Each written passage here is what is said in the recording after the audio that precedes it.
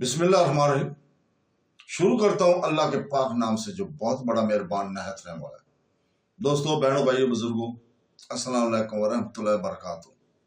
तारीख़ इस्लाम सुल्तान महमूद गजनवी से लेकर हिंदुस्तान का बादशाह अकबर जलालुद्दीन अकबर तक की इस्लामी तारीख को हम बयान कर रहे हैं। इसकी आज 16 नंबर किस्त है जिसमें हम आपको खुशामदीद कहते हैं। और इस किस्त में हम बयान कर रहे हैं वादी गंगा की फतह को। तो दोस्तों, बहनों, भाइयों, बुजुर्गों, 27 सितंबर 1018 को सुल्तान महमूद गजनवी गजनी से वादी गंगा की फतह के घर से चला था। 2 सितंबर 1018 को इसने दरिया जमुना को अबूर किया और बड़ी तेजी से पूरी वादी को फतह कर लिया, जिसमें बर्न, बुलंदशहर, महाबन, मैथरा का किला, मैथरा शहर और कनूज अहम मुकामात थे। बर्न, जिसे बुलंदशहर कहते हैं, का राजा हरदत 10,000 जवानों के साथ किले से बाहर निकल कर आया और महमूद गजनवी से मिलकर इन सब ने इस्लाम कबूल करने का ऐलान कर दिया था। चुनाचे सुल्तान महमूद गजनवी बुलंदशहर को छेड़े बगैर आगे किला महाबन को चला गया। महाबन के राजा कलचंद को शिकस्त हुई तो इसने बीवी बच्चों को कत्ल करके खुदकुशी कर ली थी। इसके बाद वो जमुना पार करके शहर मथुरा पहुंचा, जो कृष्ण वासुदेव, कृष्ण भगवान की जन्मभूमि थी। ये एक अजीम शान शहर था जो बुलंदों, बाला इमारतों और फन की तमीराती शाहकारों से भरा हुआ था। सुल्तान महमूद गजनवी मथुरा की इन बेशुमार मजहबी इमारतों के फन तमीर से बेहद मुतासर हुआ था, लेकिन इनके गिराने से अपने फौजियों को रोकने से बाज रहा। मथुरा शहर में बहुत ज्यादा गारतगिरी, लूटमार और आतिशबाजी की गई थी। वहां से वापस आए हुए मंज, अमनी और सरसवा के किलों को भी फतह करता गया। किला मेरठ वालों ने 2,50,000 रुपए और 30 हाथी पेश किए। किला महाजन के राजा गुलचंद ने भागकर जान बचाने की कोशिश की, लेकिन गजनवी फौज ने इसे आ लिया तो इसने खंजर से पहले अपनी बीवी और बेटे के सर काट दिया, फिर खुदकुशी कर ली। यहां से बहुत सामान और दौलत और 80 हाथी मिले थे। मथुरा के बारे में सुल्तान महमूद गजनवी ने अपने अमीरों को एक खत लिखा था, जिसमें वो कहता था, इस शहर में 1000 बुलंद तरीन महल है, जिनमें से ज्यादातर संगे मरमर के बने हुए और मंदिर तो इतनी तादाद में है कि मैं इन्हें तोड़ते तोड़ते थक गया हूं, लेकिन इनका शुमार नहीं कर सका। अगर कोई इस किस्म की इमारत बनाना चाहे तो मुमकिन है कि 1,00,000 अशरफियां 1.10 माशे से 1 तोले तक के सोने के बराबर का सिक्का था। सिर्फ करने के बाद 200 साल के अरसे में बहुत ही मशाक और मारों के हाथों इस काम को अंजाम दिया जा सकता है। मेथरा से सुल्तान महमूद गजनवी ने बेशुमार माल गनीमत के अलावा 5 सोने के बुत, जिनकी आंखों में याकूत जुड़े हुए थे, हासिल किए। इनकी कीमत 50,000 अशरफी थी। इनमें एक बुत में नीले याकूत का टुकड़ा जुड़ा हुआ था, जिसका वजन 400 मशकाल, एक मशकाल तकरीबन 2.25 माशे यानी तकरीबन 1.5 ग्राम, कुल वजन 600 ग्राम था। कुल सोना चांदी इतना था कि 100 ऊंटों पर लाता गया था। इसके अलावा 55,000 गुलाम और 350 हाथी भी माले गनीमत में आए। यहां से चलकर इसने बजमा इब्न के किलों को फतह किया। मंज के फौजियों को जब शिकस्त होने लगी तो सब ने अपने बीवी बच्चों को आग के एक बड़े पलाव में फेंका और खुद शैतानों की तरह लड़ते हुए आखिरी आदमी तक मर मिटे। गजनी वापस जाकर सुल्तान महमूद गजनवी ने मथुरा की नकल में एक नहायत वसी और इसके आलीशान मस्जिद संगे मार्बल बनवाई और खूबसूरत कंदीलों से इसे भर दिया। लोग इसकी रोशनियों को देखकर इसे अरुस से फलक कहते थे। मस्जिद के साथ एक बहुत बड़ा मदरसा भी बनाया गया था। देखा देखी दिगर तमाम अमीरों ने भी मोहल्लात, मस्जिदें और मदरसे बनाने शुरू कर दिए। सन 1019, अब आता है सन 1019 से लेकर 1023 तक सुल्तान महमूद गजनवी ने कलंजर पर बार बार हमले किए। इनका मुकाबला करने के लिए कलंजर का चंडीला राजा गंडा और कनूज का नया प्रतिहार राजा त्रिलोचन पाल और महाराजा अनंत पाल का बेटा त्रिलोचन पाल, हिंदू शाह, तीनों ने मिलकर مزاحمت کرنے کا منصوبہ بنایا، لیکن تلوچن پال شاہ کو اس کے فوجیوں نے 1020 میں کلنجر کے راستے میں قتل کر دیا تھا، جبکہ اسی اثنا میں اس کا بیٹا بھیم پال جیل سے بھاگ کر اپنی فوجوں سے آن ملا، لیکن یہ ایسا راجا تھا جس کے پاس کوئی خطہ زمین نہیں تھی۔ 1026 عیسوی تک بھیم پال زندہ رہا اور اس کے وفات کے ساتھ ہی ہندو شاہی خاندان حکومت اور ہندو شاہی سلطنت کا خاتمہ ہو گیا تھا۔ البتہ اس خاندان کی بہت سے نوجوان کشمیر جا کر سرکاری ملازمتوں پر فائز ہو گئے تھے۔ اب آتے ہیں 1021 سن میں سلطان محمود غزنوی نے لاہور کو فتح کیا اور بقول فرشتہ سپاہیوں نے بغیر کسی ہچکچاہٹ کے خوب جیب کھول کر شہر، آس پاس کے قصبوں اور دیہاتوں کو لوٹا اور بے شمار مال غنیمت لے کر سلطان محمود غزنوی کی خدمت میں حاضر ہوئے تھے۔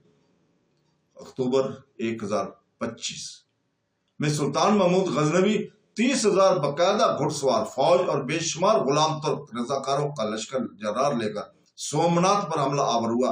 صحرائی سفر کے انتہائی تفصیلی انتظامات کیے گئے تھے۔ راستے میں راجوں نے کوئی مزاحمت نہ کی۔ جنوری سن 1026 میں یہ لشکر سومنات پہنچ گیا۔ کئی دن تک خونریز جنگ ہوتی رہی۔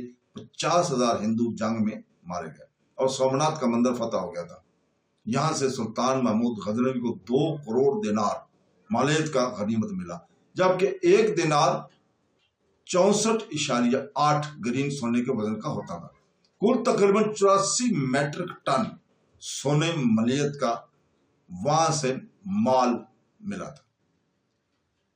تو دوستو، اگست 1001 میں 10,000 منتخب گھڑ سوار فوج کے ساتھ اس نے غزنی سے پشاور کی طرف پیش قدمی کر دی تھی۔ یہاں پر لاہور کا راجہ جے پال 12,000 گھڑ سوار اور 30,000 پیادہ فوج اور 300 ہاتھیوں کے ہمراہ اس کا مقابلہ پر آیا تھا۔ دونوں فوجوں کے درمیان جنگ شروع ہوگی۔ ہندو بڑی بے باکی سے لڑے، لیکن آخرکار وہ سلطان محمود غزنوی کے منظم گھڑ سوار دستوں کے سامنے پسپا ہو گئے تھے اور انہیں شکست فاش کا سامنا کرنا پڑا۔ میدان جنگ میں ان کے 5,000 سپاہی مارے گئے۔ یہ پال اور اس کے 15 سرکردہ سرداروں کو محمود غزنوی نے قیدی بنا لیا تھا۔ اس فتح سے محمود غزنوی کو بہت زیادہ شہرت اور دولت حاصل ہوئی تھی۔ مال غنیمت میں ہیرے جواہرات سے مزید 16 ہار بھی اس کے قبضے میں آئے تھے۔ ان کو صرف جے پال زیب تن کرتا تھا۔ ان کی ملیت 82,000 پاؤنڈ تھی۔ اس فتح کے بعد محمود غزنوی نے بٹنڈا کی طرف پیش قدمی کی اور اس کے قلعے پر حملہ کر کے اسے فتح کر لیا۔ آئندہ موسم بہار میں اس نے جے پال کو یہ شرط پر رہا کر دیا تھا کہ وہ اسے سالانہ خراج ادا کرے گا، لیکن اس نے اس کی پنجاب کی طرف پیش قدمی کے دوران مخالفت کرنے والے افغان سرداروں کو تہ کر دیا تھا۔ ضعیف ہندو راجہ جے پال نے محمود غزنوی کی طرف سے ہونے والی شکست کی وجہ سے ذلت محسوس کرتے ہوئے اور اپنے آپ کو حکومت کرنے کا نااہل سمجھتے ہوئے اپنے بیٹے انند پال کی حمایت میں دستبردار ہونے کا فیصلہ کر لیا اور اپنی تیار کردہ چتا پر دیوتاؤں کے لیے اپنی قربانی پیش کر دی تھی۔ محمود غزنوی نے سن 104 میں سستان میں ایک فوجی مہم سے واپس آنے کے بعد یہ دیکھا کہ ہندوستان سے خراج مکمل طور پر ادا نہیں کیا گیا۔ لاہور کے راجہ انند پال نے اپنا حصہ ادا کر دیا تھا، لیکن بھاٹیا کے ایک باجگرار راجہ بیجی رائے نے اپنا حصہ روک لیا تھا اور مسلمانوں سے نہایت تلخ رویہ اختیار کرنے کے علاوہ ان گورنروں سے چھیڑ چھاڑ کرنے لگا جنہیں محمود غزنوی نے ہندوستان میں تعینات کیا ہوا تھا۔ سلطان محمود غزنوی ملتان کے راستہ سے راجہ کے علاقے میں داخل ہوا اور اس نے دیکھا کہ بھاٹیا کو ایک نہایت بلند فصیل سے قلعہ بند کر دیا گیا ہے اور اس کے ارد گرد گہری کشادہ خندق ہے۔